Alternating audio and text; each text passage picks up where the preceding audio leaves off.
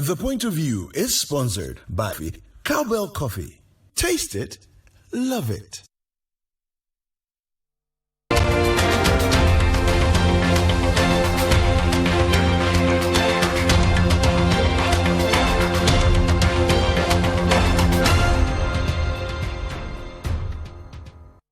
Welcome to The Point of View. This is your favorite current affairs show on television. Here on The Point of View, we pick the right topics, get the right resource people, ask them the questions you want us to ask them, and you always leave better off. We are live tonight on a big topic, hashtag Fix Our Roads. Tonight we're dealing with two issues. We're dealing with a case study of a group of people who have been demonstrating over their roads for many months, and now they say they want to fix the road themselves. We'll talk to them to understand the thinking behind that and the frustrations they're facing.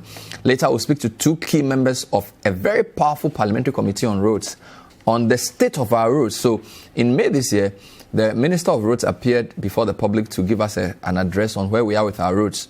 Generated a lot of discussion, forcing the ministry to send out another press release on the 1st of June, giving an update on roads done by this government. We have a few roads to question the two of them on in that part of the show. It's interactive. Let's have your views and your comments. I also have an engineer on standby, Engineer Mahama, just in case there's a controversy I need to settle. He will come in to tell us what he knows about the real state of issues. Stay with us. We'll be right back.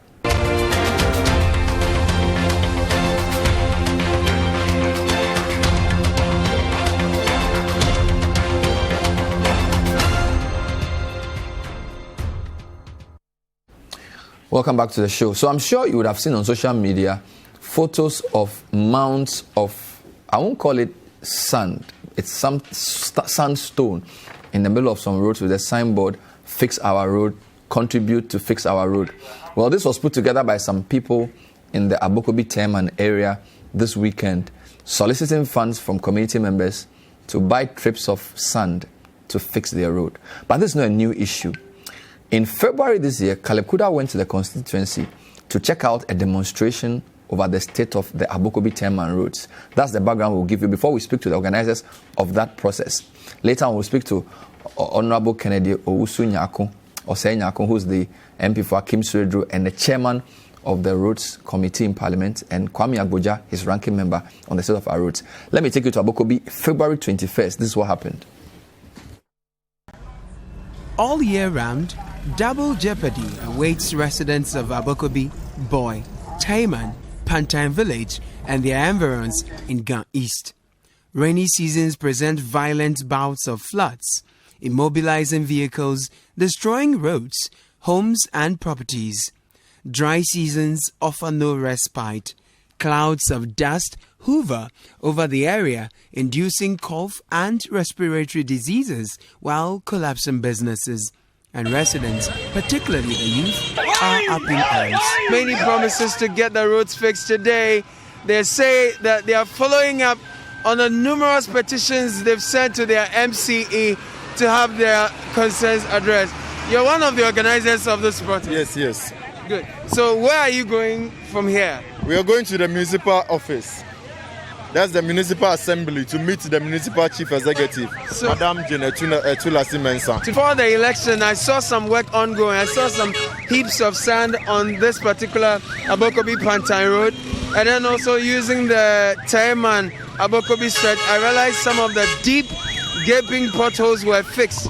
Isn't that work in progress? No, that's not work in progress. Talking about the heaps of sand, I can show you videos from 2017, 2018 and 2019 of them heaping sand and spreading it on this road. Every time they do that, they reignite the dust.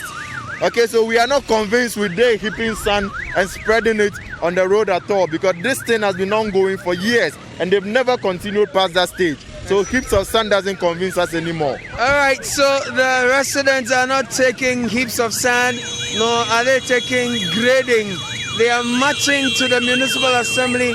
We will be joining them, follow up to the MCA's office and bring you details on City Newsroom. While they marched to the municipal assembly, these young people narrated to me how the poor state of their roads have impacted their lives. I am the owner of Marina Special Tilapia Joint. I have one at Abokobi and one at Agboa Junction. Right. And both the roads are not good. Okay, so business have gone down since the dust started the whole thing.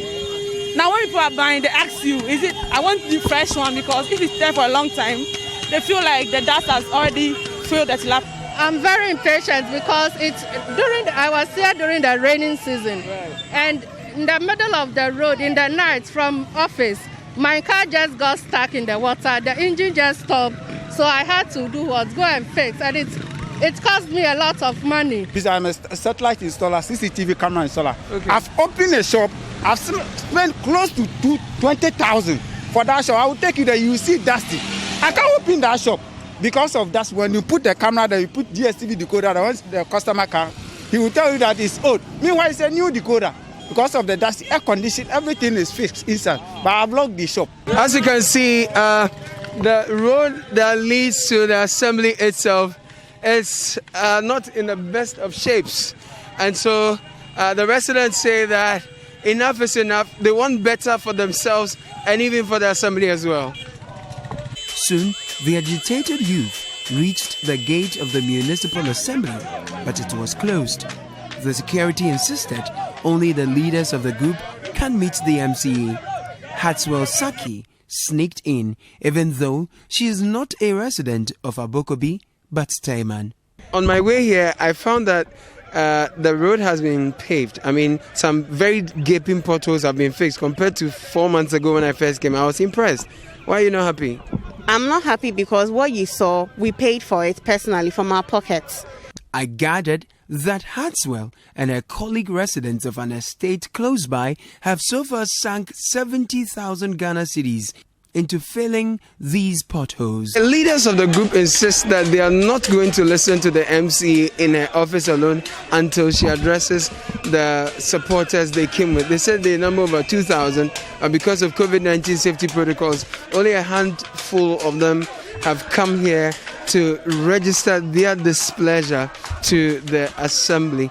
After an initial disagreement, as the angry youth insisted, the MCE addressed them outside the premises to, in their words, feel their pain. Reason prevailed and the citizens subjected their leaders to questioning. It's when it's rain, and very soon we are entering into the raining season.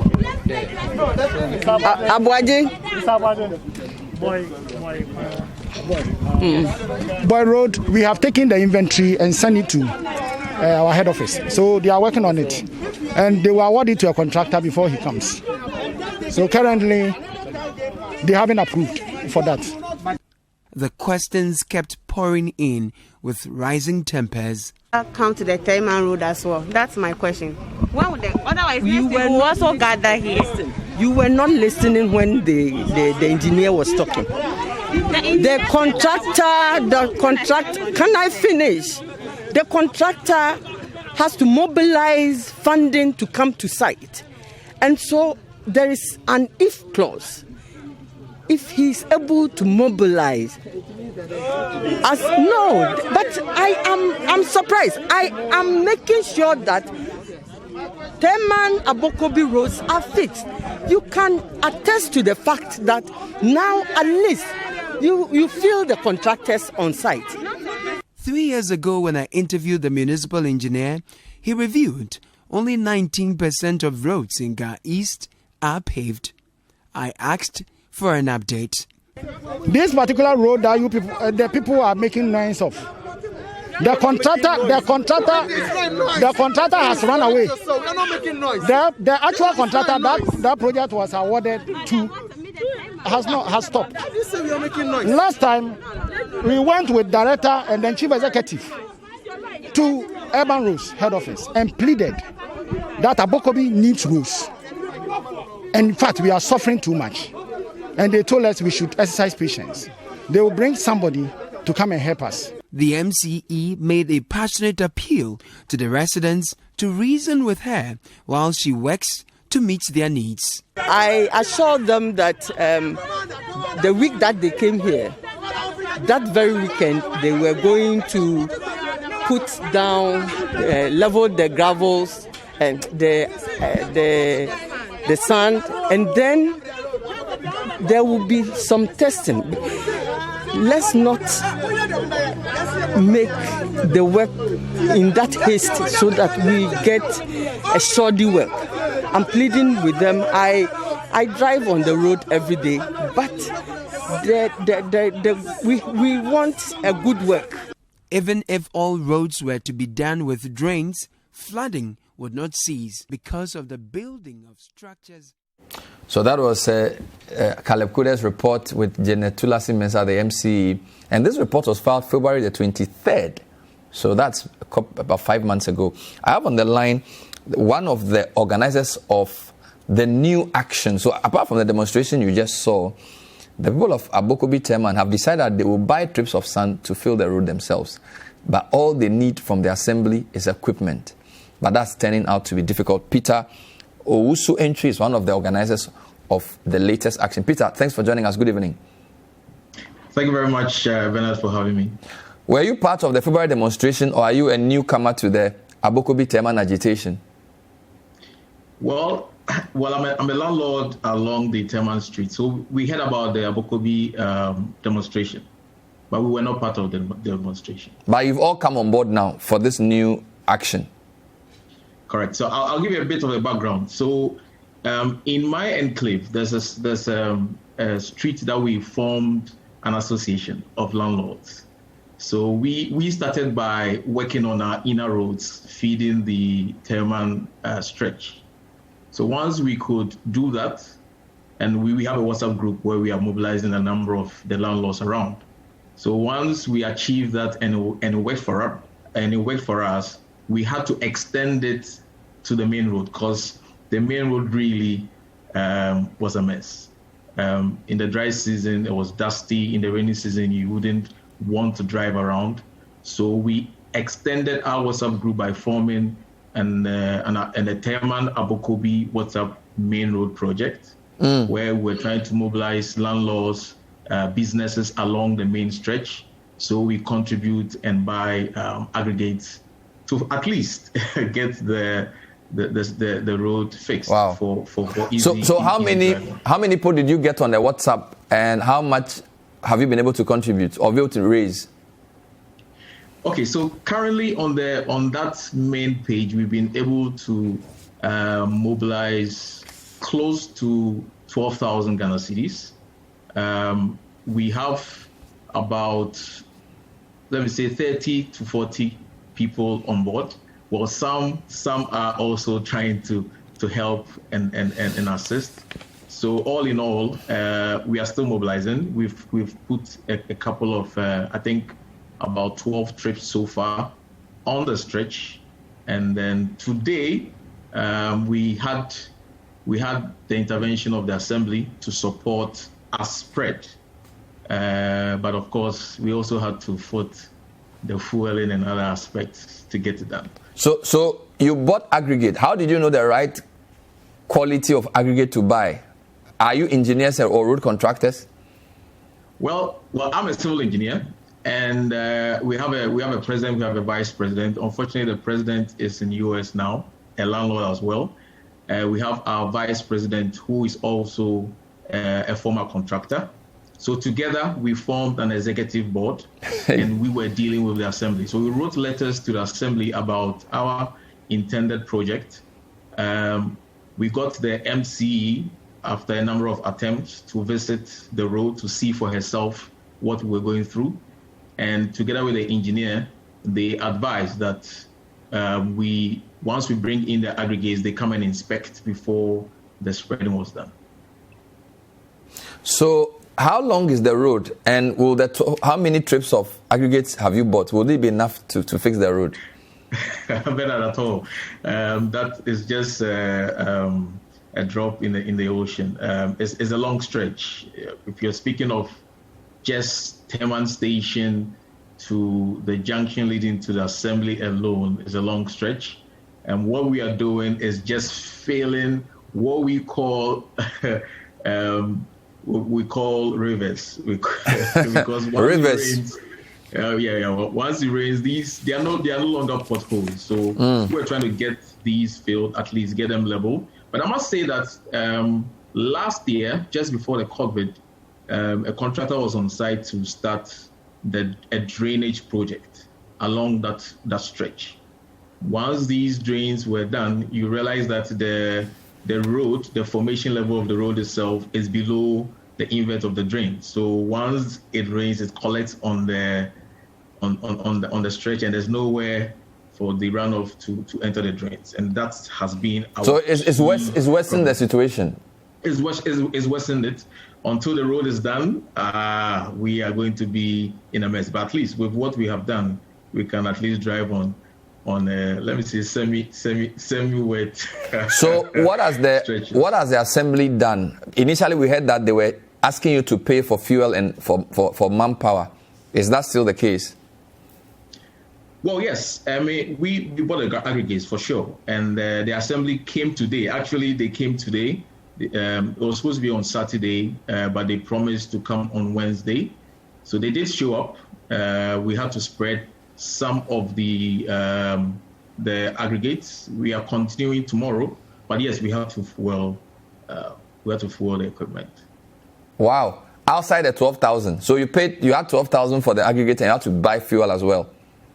Well, we are trying. We are still mobilizing. So come tomorrow, the pressure is on the executives to at least find some more funds to push to finish this spreading. So, and then they are also going to assist us with some small internal stretches. So what is the end game here? Are you trying to tell the assembly that you can do it yourself, or what are you trying to achieve? Well, we've tried on a number of occasions. We've tried a number of occasions to speak to the assembly. Well, you saw from the demonstration, they did reply by saying that the road had been given out on contract, but that has been a number of years. So we couldn't sit and watch, because it is expensive to buy a shock absorber than to buy. In fact, for some of the cars that are here, it's expensive to buy a shock absorber than to actually pay for a trip of aggregates. So we had to at least get it to a shape where we could enjoy the road, I mean, I don't even want to talk about business, because I used to have a bakery on that stretch. I closed it down because I can't drive on these stretches to have a profitable business. So I closed it down. So these are some of the... Will you still continue paying taxes now that you are fixing your own road? Well, I came here quite some time ago. I came to inherit a virgin land, so I had to create, together with a few people, I had to create access to my plot. Once that was done, I mean, once development started catching up, we had to do a lot, even on those roads. But well, we take that responsibility because we use mainly those roads. But all right, for the main road, we've been crying we've been crying to the assembly, to whoever, to at least come and fix this, because this is a major road connecting a number of places. Wow.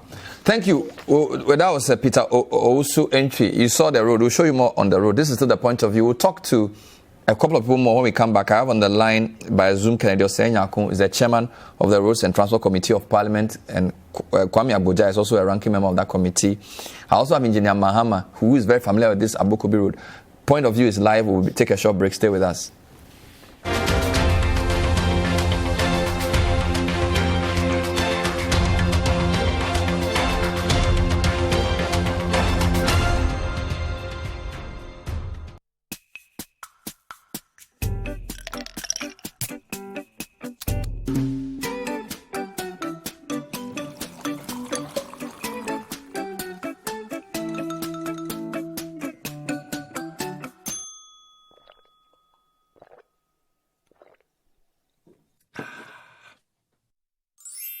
Good Day Energy Drink keeps you going. Available in major supermarkets and shops near you. Excessive drinking can be detrimental to your health. Not recommended for persons under 18 years, lactating mothers, pregnant women, and people sensitive to caffeine. This advert is FDA approved. Hello there. We know what matters today, don't we? Hurry up. Follow safety measures. Drive for hours. Grab a perfect spot. Park smoothly. And then visit another shop and scroll for the opportunities. Tap to pay. Enjoy that extra reward. Get 10% extra cashback When you pay with Visa, how you pay matters.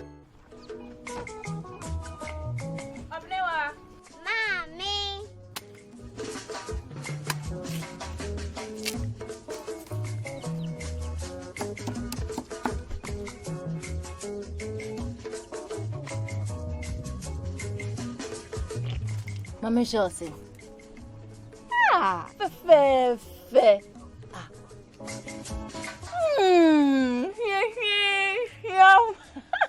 Different era, better result. Time has changed and time has brought Kel Charcoal Toothpaste.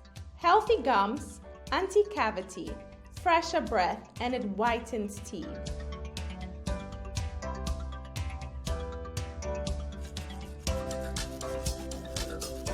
Kel Charcoal Toothpaste. Sankofa. Yenchi. Kel Charcoal Toothpaste. Happy smile.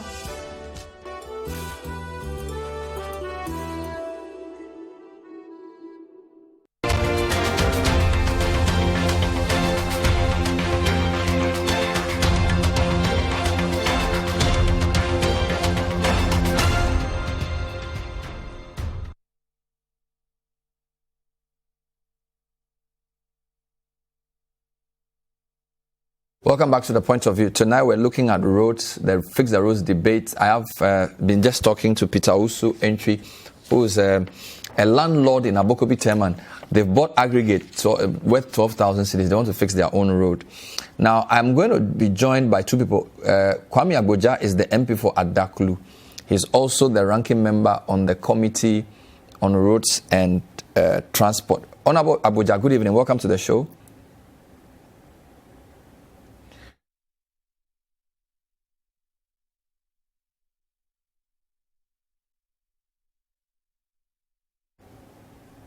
Let me try.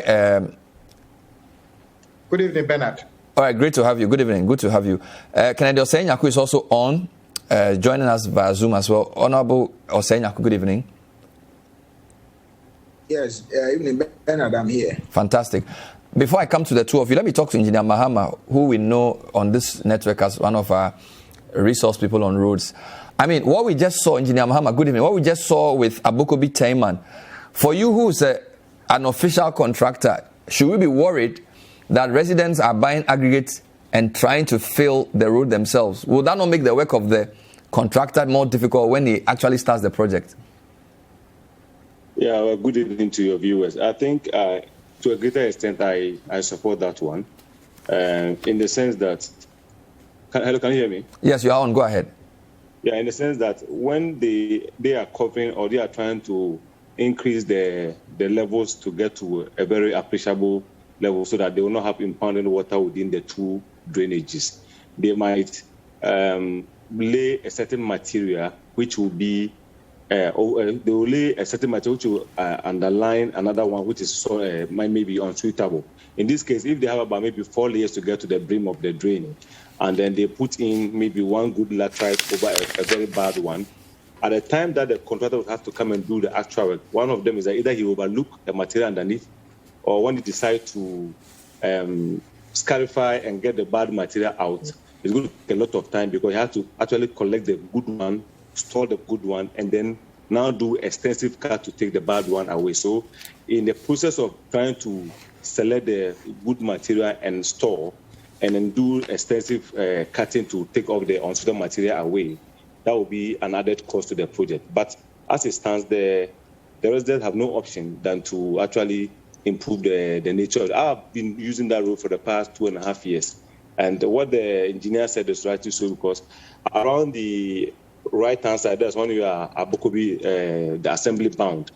We are talking about a high area, elevated area on the right-hand side, and then a low elevated area on the downside. So whenever it rains and you're actually driving, the gushing of water from upstream, downstream is just serious. And I must admit that even though the assembly is trying to come in and also give some help, some of the water that flashes across the road is as a result of the fact that there are some buildings which are not supposed to be at some areas. When you are coming from the police station, the Abokobi police station, towards the Pantan village, there is this swampy area, very huge area, which is so pronounced. Now, the outlet of those areas about 200 meters away have been inundated with buildings. Buildings have taken all those. So now when it rains, it takes about a day or two for the water to actually stand on the road.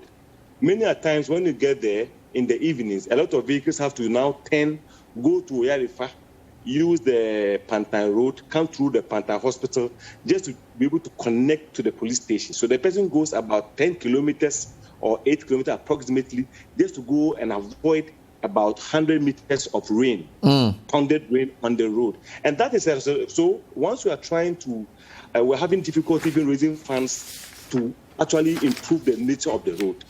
It goes to an assembly to ensure that some of those buildings which are so obviously standing in the waterway are supposed to be taken away. All right. They have two laws.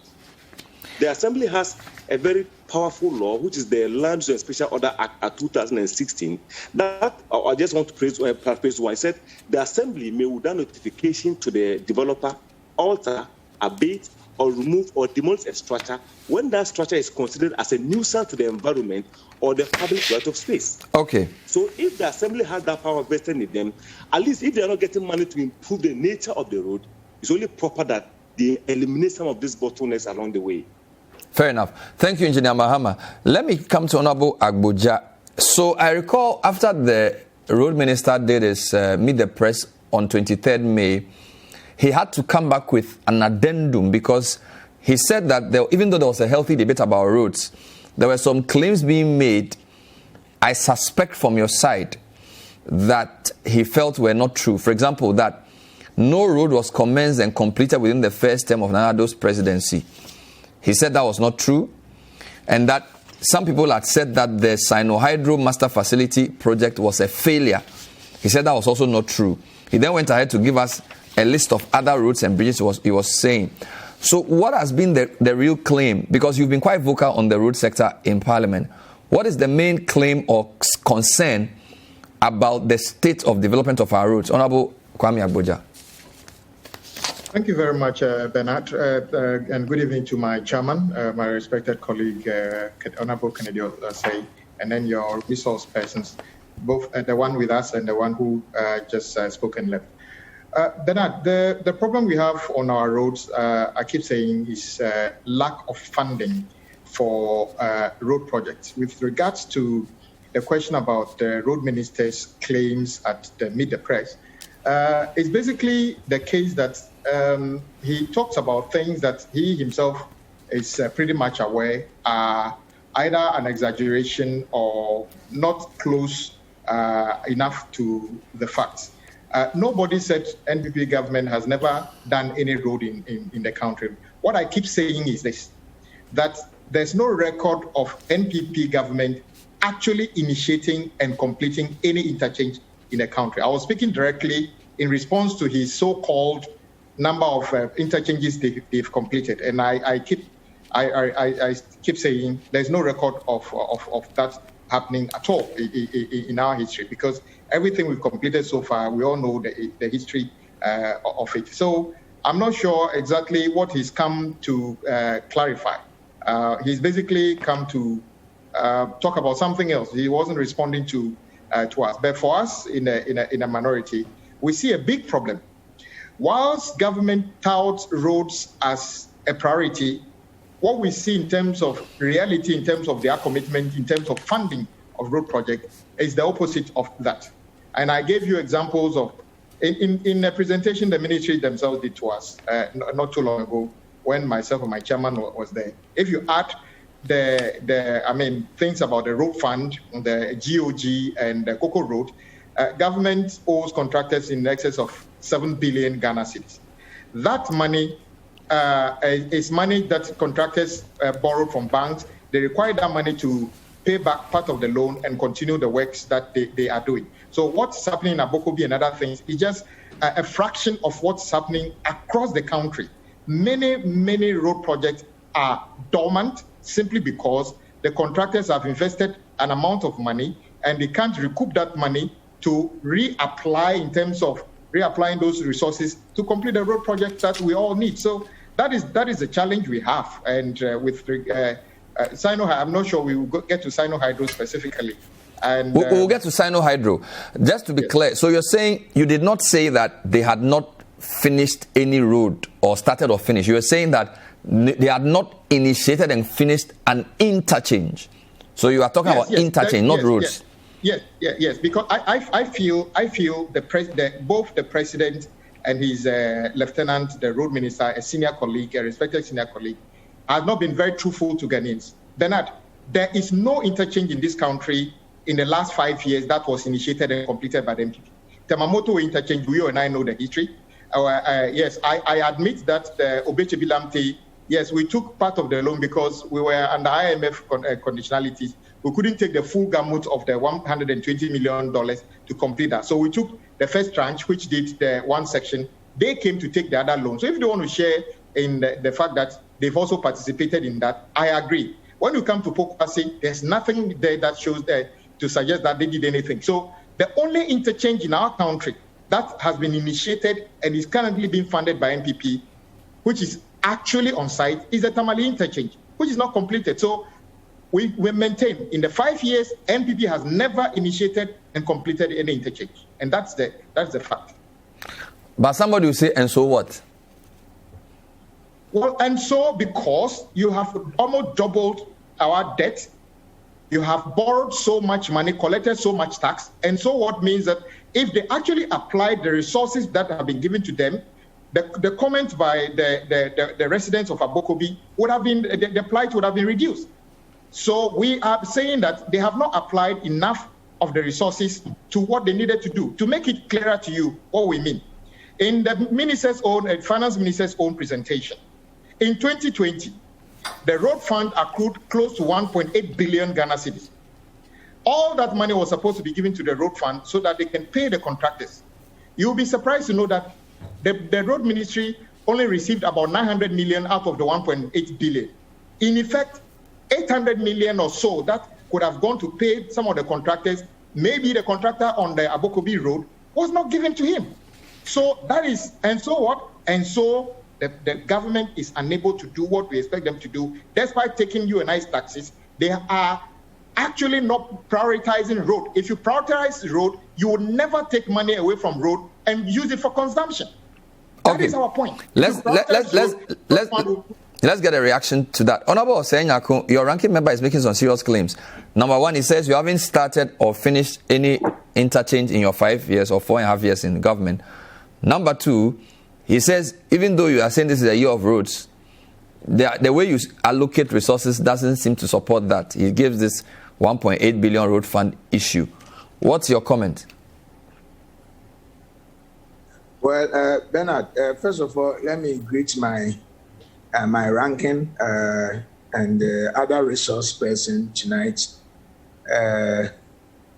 It's quite unfortunate that my ranking is making such allusion, but I mean, you know the way the game is, so I will pardon him for that. But one thing that Kwame has to understand is that governance is a continuous process, okay? So if he's saying that he's challenging the MPP government to mention any interchange project that within the 5 years that we have been able to complete, then I will equally also ask him that does it mean that the entire 8 years that they were in government is only the circle interchange that they were able to fix it? In 2009, when they took over from the MPP government had already gone for several loans, totaling almost about $2 billion. Some were meant for road, hospitals, and other projects. They were the beneficiaries. If you look at their green book, when you go to that green book that they did, they are inside all the projects, all those monies. The major chunk of it were monies that were, loans that were contracted by the Kufuor government, but they couldn't draw down those money. So Kwame should understand that governance is the fact that securing a fund or passing an agreement is just one thing, and being able to even draw down, meet or the condition precedent to draw down the money is another thing. He's aware that even for the past 1 year, getting to two, there have been some loans that we have passed in Parliament that they are still doing value for money audit. They are not done with it. So those loans, we can't even draw down those loans. So let's assume if the government is not there today and those facilities have already been secured for specific projects and they come, another government comes and another government is implementing or using the loan for the particular project, does it mean that the government should abandon? You see, that is the reason why when government comes, most projects are being abandoned. Because when the government continue those projects, you will see that his predecessor saying that, oh, I went for this. So many government comes and say that, okay, if I go and do it and he's coming to take this thing for that, then I will abandon it.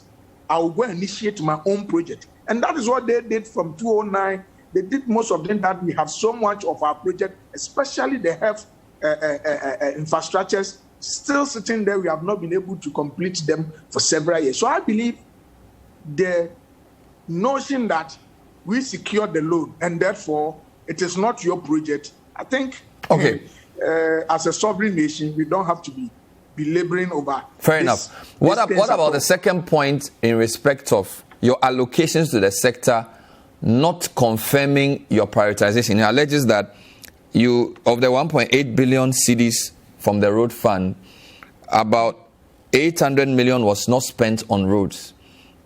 So, you see, this issue, we've been talking about it. The government has introduced a law. He was part of those people who passed that law in Parliament. Okay? The capping law. He was part of it. That we want to cap some revenues so that our government will be able to have enough revenue at the center point to other support other areas which equally also need, because there are certain areas that need some resources to be pushed there. But because of maybe revenue constraint or the budget allocation constraint, they may not be able to have that. So government say, okay, then let us bring this year mark thing, then we can save certain money. So it is not only road fund that have been capped. He has set several of the revenue that have been capped. And that is why government is able to get extra money to even pay arrears to contractors and other to support other projects. Had it not been the capping policy, that there will be several sectors that will suffer. So yes, I agree with him. The problem that we have now is a funding problem, and the funding problem is not an overnight problem. It didn't just happen today. It has been an issue with the road ministry for several years now. And I think it is time that as a country we need to sit down and come out or find a permanent solution as to how we are going to fund our roads. Is it true that the ministry owes contractors, when you put cocoa roads and other roads together, around 7 billion cedis? I will not be surprised that it has even reached 8 billion. Hey. Because these are an accumulated debt from 2013, as far back as 2013. Some roads have been done or some job have been done, but the contractors have not been paid because government doesn't have the money. The little that comes to the pot is what government makes sure he share it little. But those small that he shares cannot do. It's just a fraction. He can't do anything. So the contractor might have even gone to bank to secure a loan, to procure a loan, because now government doesn't give mobilization. So he went to bank to take some facility to start the project. Maybe after 10 or 15% of the project, he has raised certificate to maybe road fund or maybe to the Ministry of Finance under GOG for payment. For 1 year, 6 months, money has not been paid. So he has moved from site. He's not there. The day government also pays, because it has taken too long for government to pay. The day the government pays that money, it goes straight to the bank. The bank takes the money. Doesn't give even a peso to the contractor. So the contractor come to square one. He can't move to site to go and continue the project. So I have always make a point that it is time that we need to look for how we can expand or increase the revenue tax, maybe increase revenue that we can use some to do our project. But if you are going to rely on this road fund and other sources to fix our project, it will be a problem. Fair enough. Because 8 billion, how are we going to settle that 8 billion? And there are new projects that are there that we have to execute it. So when are we going to pay the 8 billion before even we start new projects? So every time the debt will be piling, it will be accumulating, because the moment you enter into a new agreement, a new contract, the contractor is on site, you raise certificate. It will come and add to the other one. So it's an issue which an age-year-long issue that we need to tackle it as a country. Thank you. This is not peculiar to a particular government regime. We need to tackle it. Thank you. Once and for all. Stay on. This is still the point of view. We're talking roads. When we come back, we'll look at the Sinohydro project, because the Minister of Finance, in fact, 3 years ago this week, was very clear that there were specific roads that will be done at the Sinohydro. Parliament approved the roads. They've not been finished. We'll deal with that when we come back as well. Stay with us.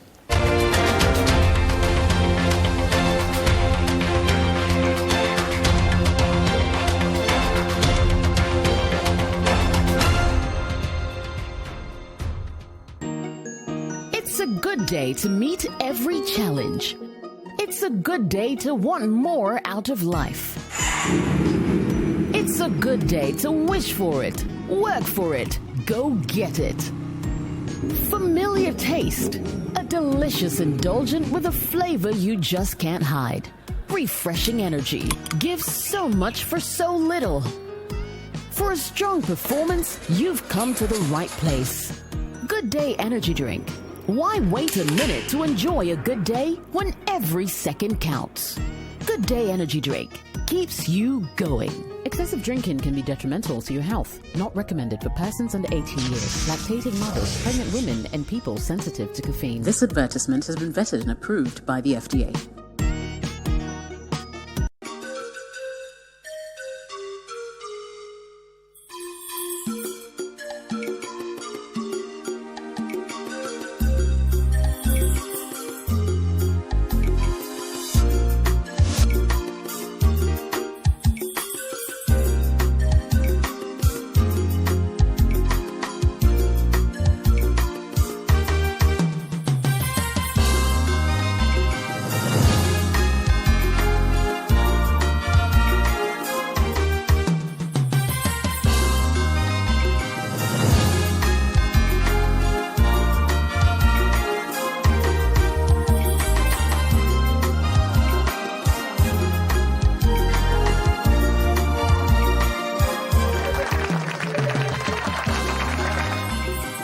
Whatever the occasion, with ATL, you can never be out of style.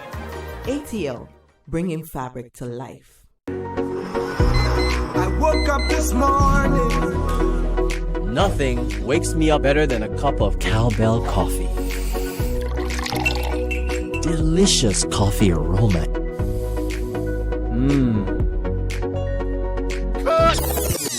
How can you forget your lines again? I'm sorry, sir, just that it tastes really good. Cowbell Coffee! Enjoy the delicious creamy coffee taste of 3-in-1 Cowbell Coffee. It's a beautiful day. Waiting. Cowbell Coffee! Taste it, love it. This advertisement has been vetted and approved by the FDA.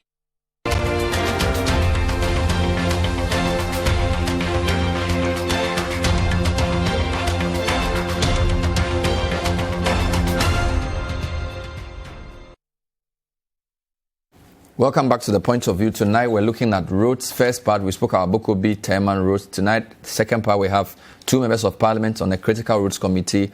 Governor Kwame Agbodza is a ranking member, and Kennedy Osei Nyako is the chairman of the Roads Committee.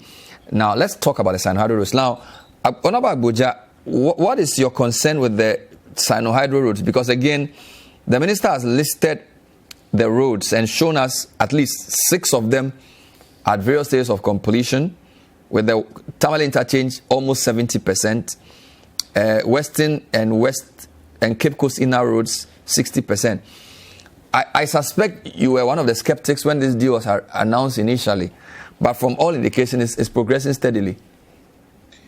Bernard, according to the agreement, the original agreement we passed in Parliament, all the 10 lots of projects under the first phase of Sinohydro should have been completed by 31st December 2020. So we shouldn't even be talking about what stages they are. Secondly, you will notice that they are not projects that is funded directly by government. So it was assumed that Sinohydro had all the money. Third, Bernard, when we were passing the agreement, we made the point that Sinohydro does not have the capacity financially and logistically to do 441 kilometers and then a number of interchanges simultaneously.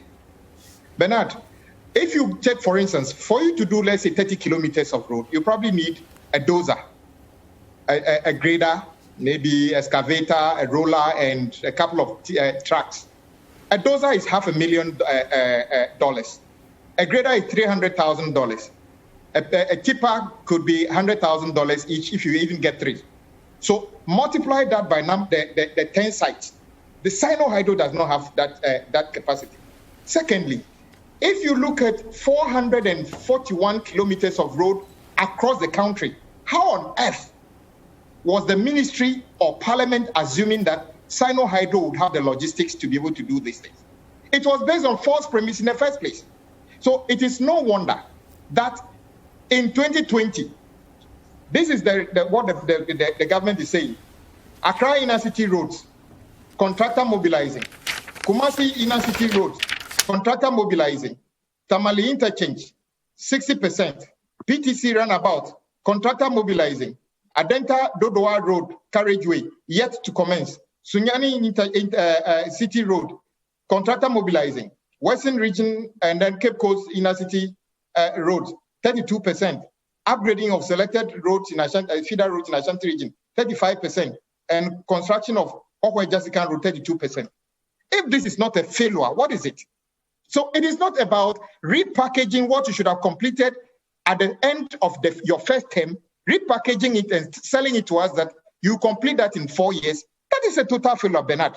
Sinohydro, if it were to be a proper contract, should have been terminated because the contractor has failed to deliver based on the fact that they didn't have the money. The so-called barter agreement was not a proper agreement. What they came to Parliament to do last year was to basically turn that so-called barter agreement into a loan of a sort, so that the contractor would have the confidence to go to the financial market to borrow money to do the work.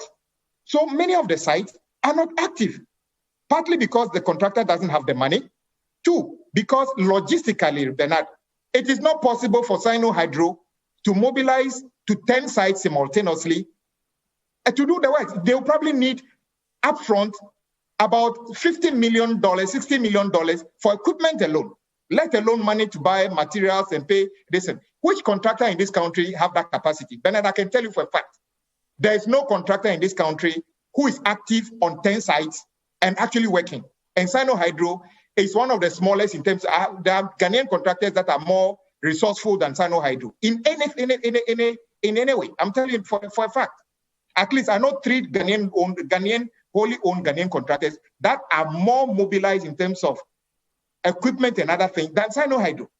So the contract was based on false premise. They were never going to be able to operationalize the 10 sites simultaneously. So blame the ministry for forcing this on us and probably blame Parliament for believing the ministry when they said that the Sinohydro could do this in 24 months. So have been finished end of December 2020. We are in July, and not even one is finished. Is that not a failure? It's okay. Honorable Kennedy, you're on.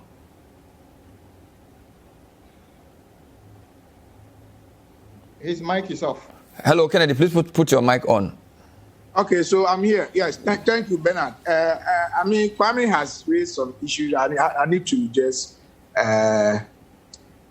correct that kind of misconception or the misinformation that he's trying to put out. I mean, Kwame need to understand that when the agreement was passed in Parliament, it was done in 2019, okay?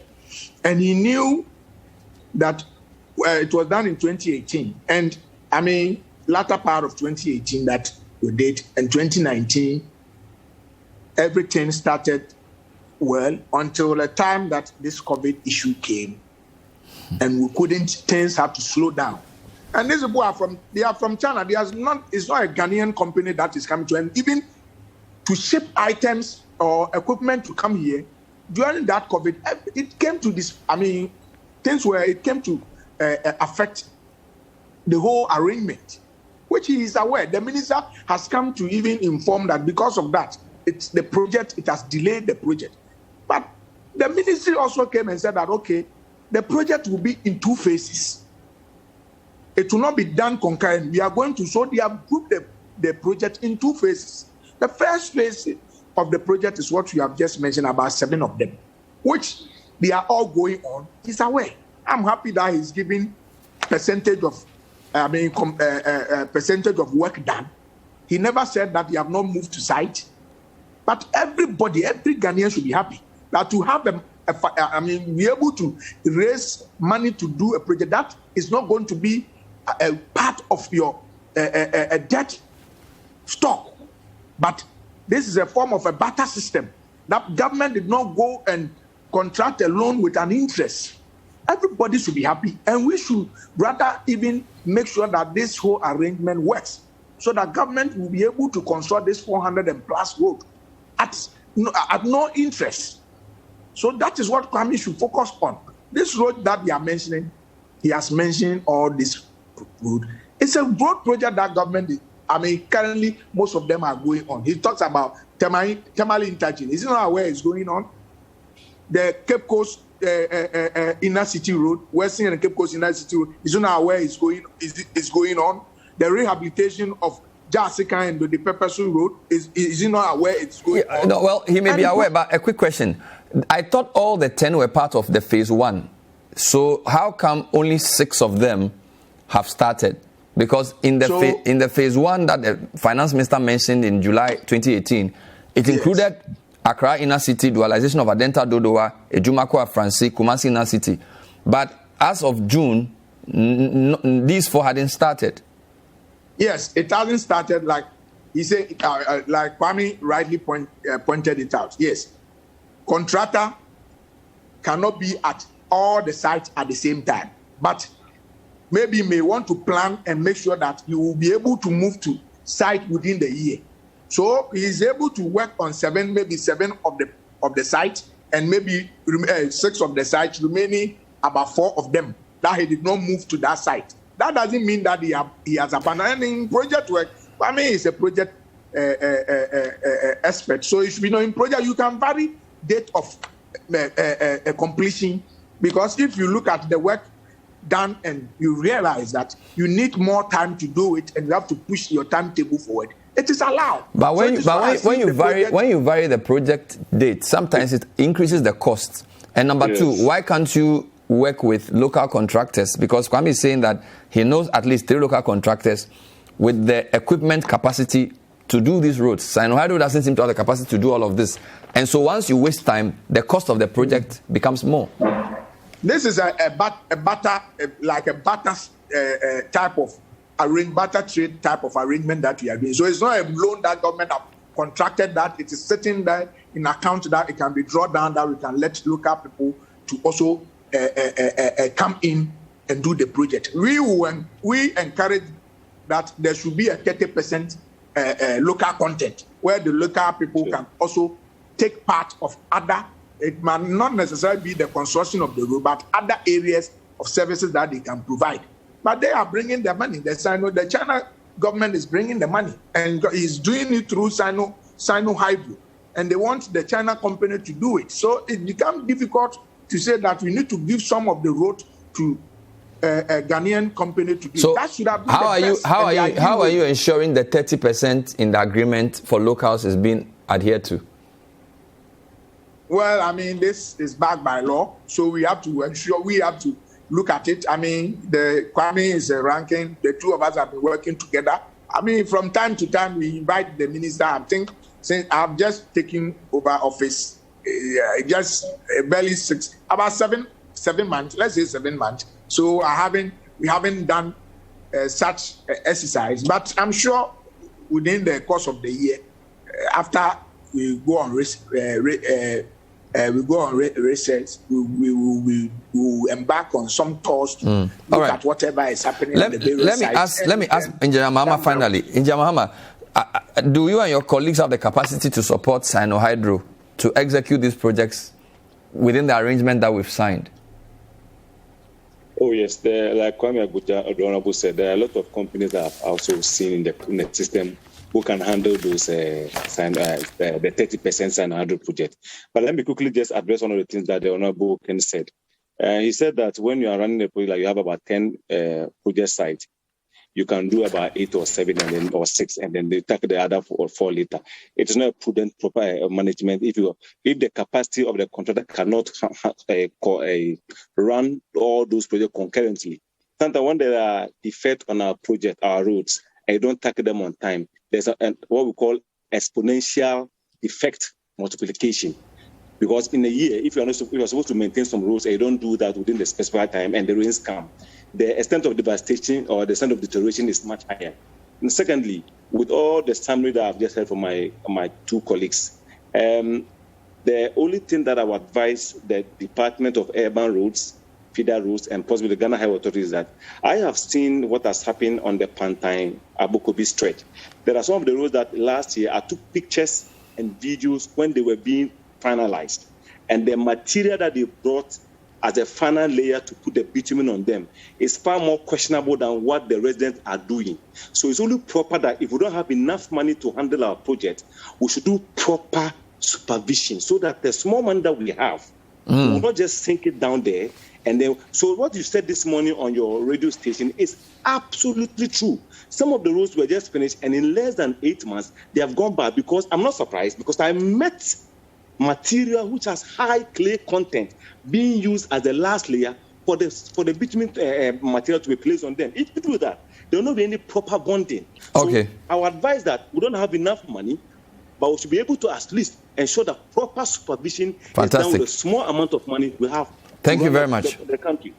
Thank you very much. That was Engineer Mahama, who's an engineer. I've been speaking also to Governance Kwame Agboja. He's the ranking member for Roads and Transport Committee. Is MP for Adaklu. Kennedy Osenya Honorable is the chairman of the Roads and Transport Committee, is MP for Akim Swedru. Earlier on, we spoke to Peter Owusu-Entry, landlord in Abokobi, Taiman. We hope you've learned something. There's a lot more coming up. Watch out for Business Dashboard on City TV. We'll be with you next time. Bye-bye.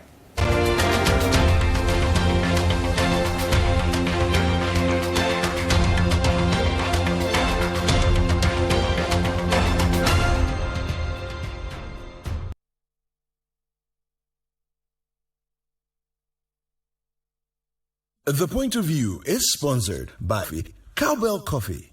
Taste it, love it.